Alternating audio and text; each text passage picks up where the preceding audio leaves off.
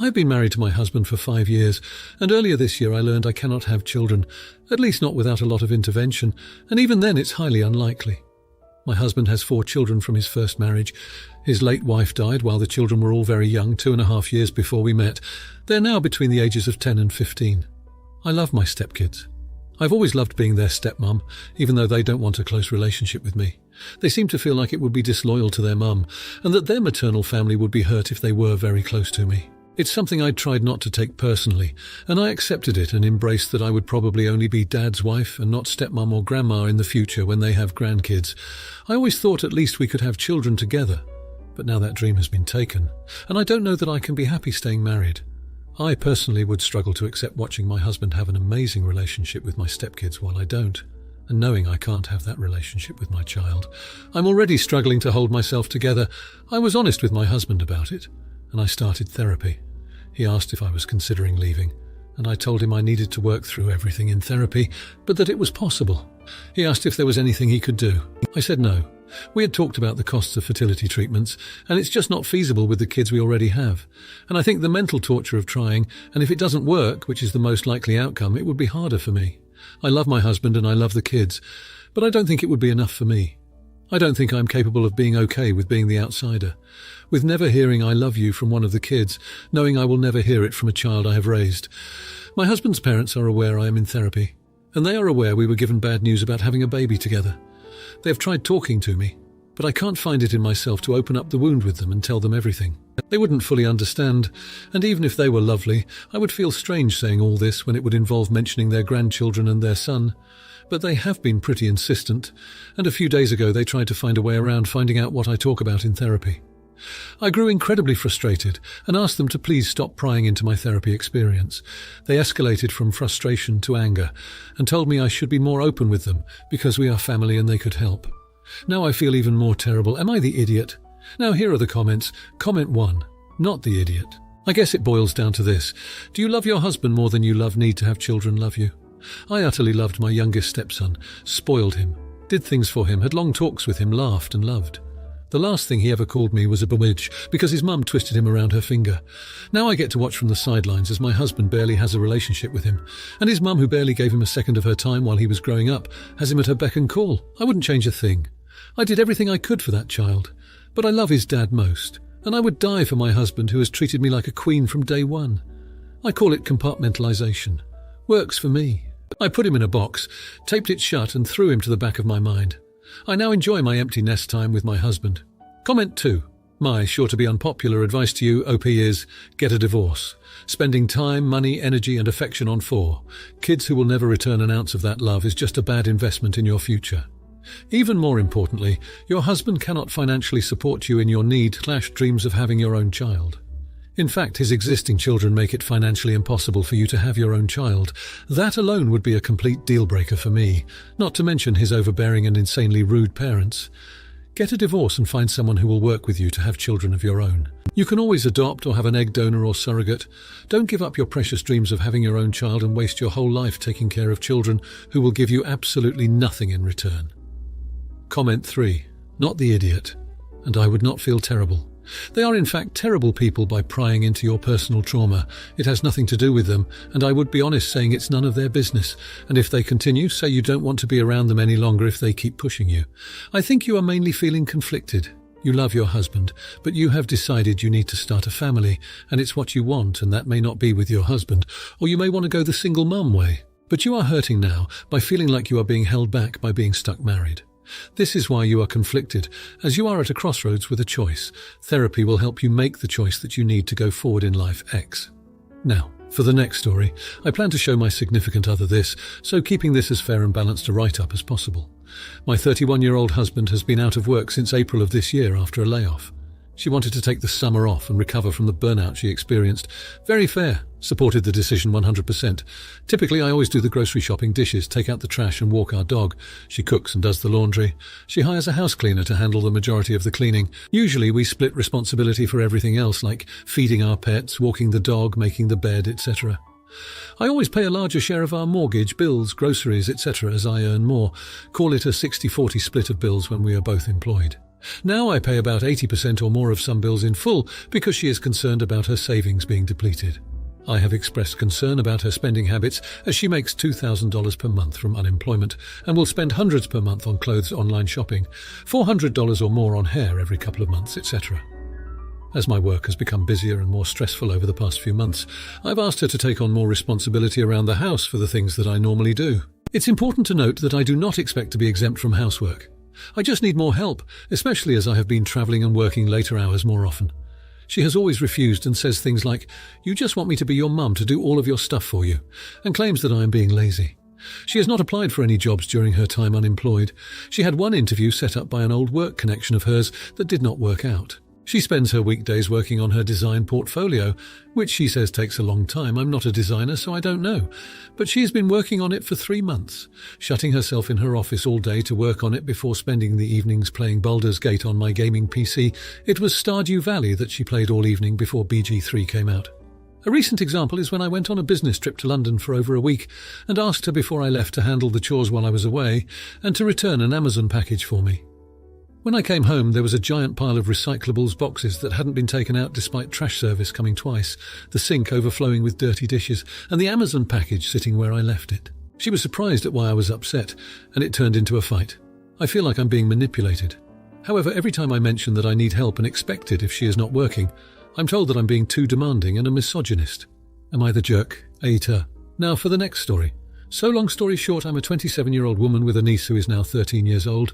Long story, my sister is much older than me. For her birthday, I went to the Korean skincare store and got her a little care package with fun bubbling or animal face masks, night cream, mist, a little serum in a cool-looking bottle, a cleanser and sunscreen. My sister got mad and said I was pressuring her to conform to beauty standards. She said that the animal masks and cute bottles are fun, but the inclusion of night cream and sunscreen could make her daughter already feel pressure not to age at 13. I see it as a fun way of ensuring good skin habits at an early age, considering most start their routines way too young, and I see it as a cute girly gift that she might enjoy. But my sister says 13 years old is too young and she shouldn't be worrying about aging. Am I the idiot? Comment 1. I'm going to say no idiots here. Has your niece expressed interest in these items? Sunscreen, face masks, etc. Oh, those are fun hobbies and good for the skin, especially sunscreen, but I can see where your sister might be worried too.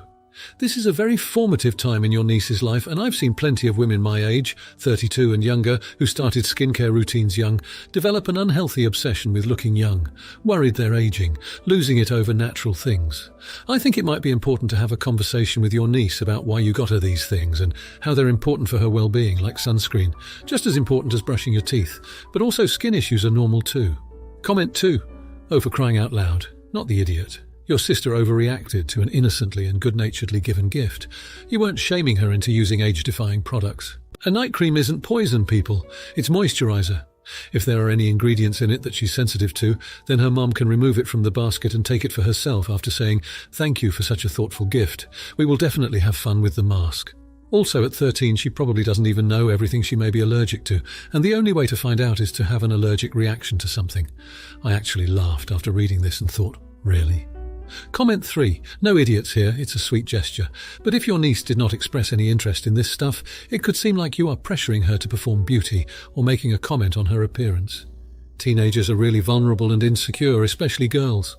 The beauty industry is a billion-dollar industry relying on the exploitation of people's insecurities, and I can see why your sister wants to protect her daughter from that as long as possible and let her just enjoy being a kid. Yes, sunscreen is important, but lots of skincare is unnecessary and expensive, and elaborate skincare routines are marketing hype. Now for the next story. Hey Reddit, I'm Leon, I'm 31 years old, I'm gay and happily married to my husband Alex. We have a lovely 7-year-old son named Max, whom we adopted as a baby. I also have an older sister Sarah, who has always supported me in my choices, but the focus of this story is my younger brother Mark. Mark is 28 years old, and as far back as I can remember, he has been extremely hateful and openly vocal about it. He loves to insult the queer plus community, including me and my husband. This drove a wedge between us to the point where we barely spoke unless necessary. Now, about the recent incident, Mark got into financial trouble due to a series of bad decisions and was evicted from his apartment. Despite our differences, I couldn't let my own brother be homeless, so I offered him a place to stay temporarily until he gets back on his feet. My husband, Alex, was hesitant, but he agreed because family is family. While he was at my house, we tried to maintain a healthy environment for Max's sake. We didn't want our son exposed to Mark's hateful views, so we set some rules. No hateful comments, and he needed to keep his beliefs to himself while under our roof. Everything was fine for a while, but today was my husband's birthday, and we decided to invite our friends and family over for a barbecue at our house. I was manning the grill while Alex played with Max in the pool, and Mark was a bit further away, drinking with some cousins. When we all sat down to eat, I decided to make a toast in honour of my husband, and that's when Mark, completely intoxicated, started making various highly hateful remarks directed at me and Alex.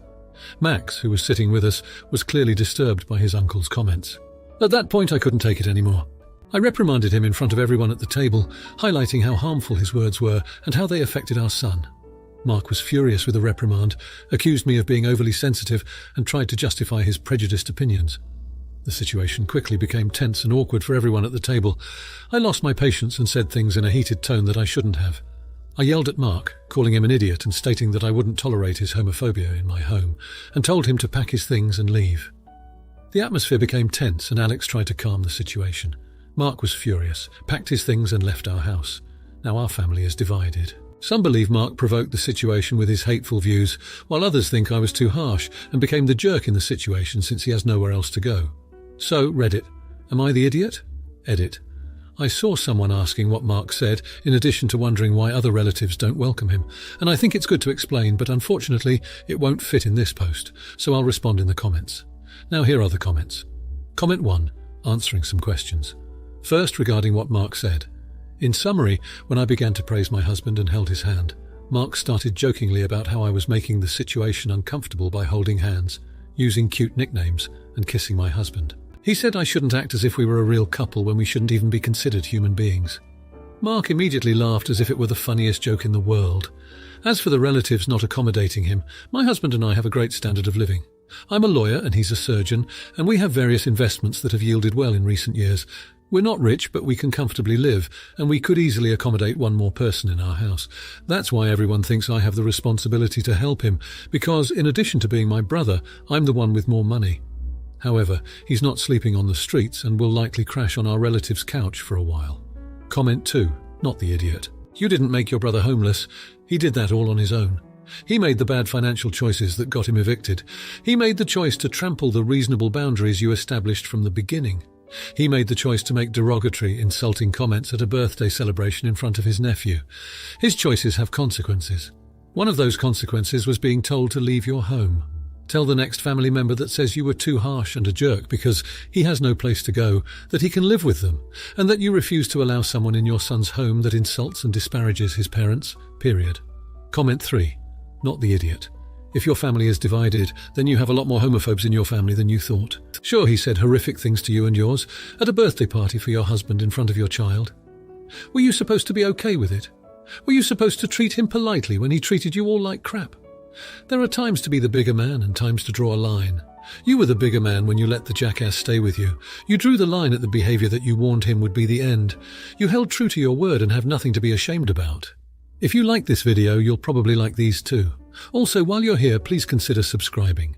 It's your support that keeps this channel alive and allows me to make better and longer videos. Have a great day.